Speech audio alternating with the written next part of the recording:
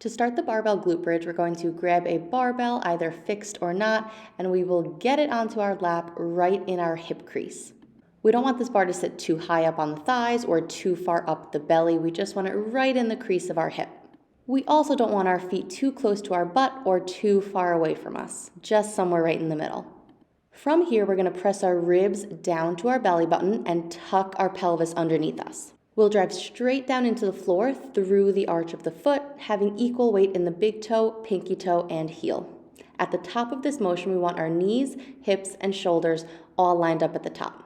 This right here is common mistake number 1. I see this a lot. People think a lot about pushing back onto their shoulders and flaring their ribs up. Instead, like I mentioned before, we want to tuck the pelvis underneath us into that slight posterior pelvic tilt. Another common mistake I see a lot is people lifting up the toes and driving only through the heel. Now, this is not inherently wrong, but you do have a full foot for a reason, so I highly recommend driving equally through the big toe, pinky toe, and heel for additional stability and force production.